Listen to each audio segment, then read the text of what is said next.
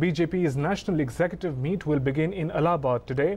The two-day meet will be inaugurated by Prime Minister Narendra Modi and Party President Amit Shah. During the meeting, the party will highlight 2 years of achievements of NDA government and also review its policies.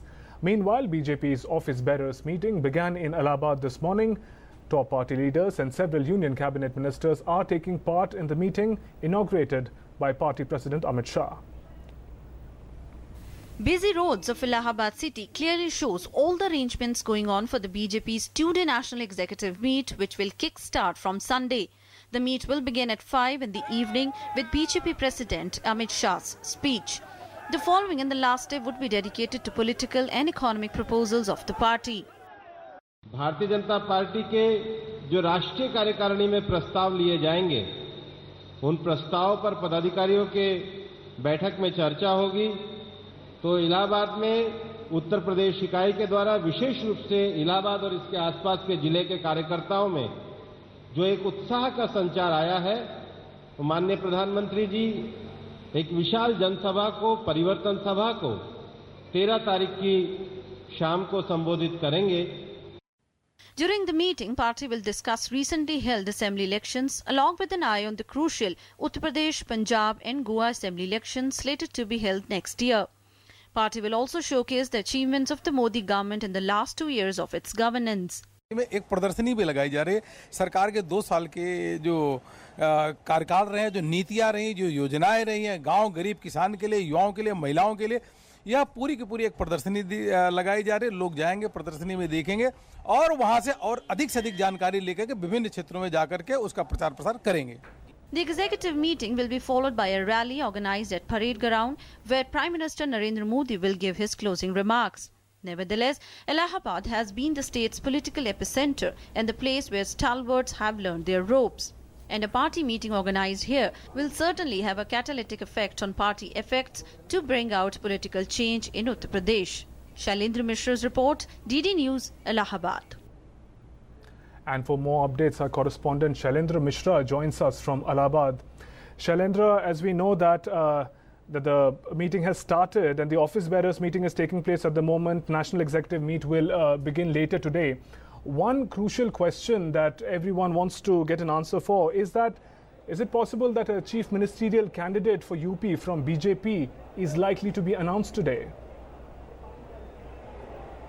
देखिए शुभेंदु, जहाँ तक उत्तर प्रदेश के CM पद के उम्मीदवार का सवाल है, वो एक एजेंडा नहीं है इस कार्य समिति का बैठक है। बीजेपी के नेताओं का कहना है कि राष्ट्रीय कार्य समिति है, लिहाजा बहुत सारे जो अहम मुद्दे हैं, चाहे वो 5 राज्यों में विधानसभा चुनाव जो होने वाले हैं और जो पिछले विधानसभा चुनाव संपन्न हुए उसमें जो सफलता हासिल हुई, इन सब पर विस्तार से चर्चा होगी। संगठन के मुद्दों पर चर्चा होगी।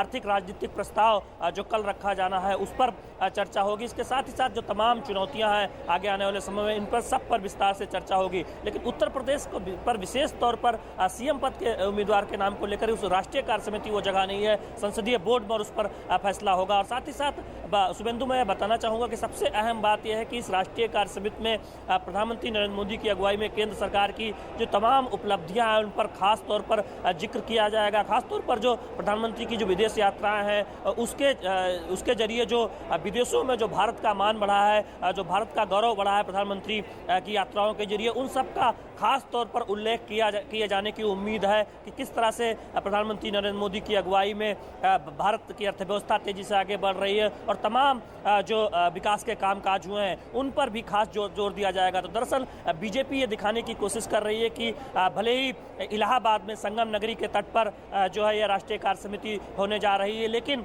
जो एजेंडा है वो केवल यूपी नहीं है। निश्चित तौर पर यूपी एक महत्वपूर्ण यूपी की जो रणनीति आगे भावी रणनीति उस पर विचार विमर्श होगा, लेकिन जो राष्ट्रीय स्तर पर जो बीजेपी ने जो उपलब्धि हासिल की है उसका भी खास तौर पर जिक्र होगा, खास तौर पर मोदी सरकार की उपलब्धियों का। Suvendu, Right, and after victory in Assam and now we have the Rajya Sabha election results as well, the motivation of the BJP cadre must be very high at the moment. बिल्कुल शुभेंदु, हम जानते हैं कि असम जैसे अहम राज्य में बीजेपी को सफलता हासिल हुई है और बीजेपी उत्साह से लबरेज है। यही वजह है कि जो पिछले विधानसभा चुनाव हुए हैं उनमें जो जिन राज्यों में बीजेपी को पिछले जो है चुनाव के मुकाबले ज़्यादा सफलता हासिल हुई है उसका विस्तार से जिक्र होगा और 5 राज्यों में जो चुनौतियां हैं उनका जिक्र होगा। लेकिन हम जानते हैं कि चूंकि इलाहाबाद की संगम नगरी पर यह राष्ट्रीय कार्य समिति हो रही है, इसलिए निश्चित तौर पर उत्तर प्रदेश की जो भावी रणनीति उस पर बहुत निगाहें मीडिया की लगी हुई है। यहाँ पर तमाम जो बैनर पोस्टर लगे हुए हैं उसको आप देखें इलाहाबाद में, तो जो बीजेपी के कार्यकर्ता हैं वो बहुत उत्साहित हैं और एक तरह से जो उत्तर प्रदेश के लिए क्या कुछ संकेत मिलने वाला है उस पर नजर गड़ाए हुए हैं। लेकिन बीजेपी नेताओं की तरफ से ये बिल्कुल साफ किया गया है कि राष्ट्रीय कार्य समिति वो जगह नहीं है जहाँ से सीएम पद के चेहरे के उम्मीदवार के नाम का ऐलान होता है। उसके लिए संसदीय बोर्ड में फैसला होगा, लेकिन जहां तक रणनीति का सवाल है तो निश्चित तौर पर उस पर चर्चा होगी। Suvendu, Right, Shailendra, thank you for joining us with those updates from Allahabad. We'll join you again to get more updates to our next story.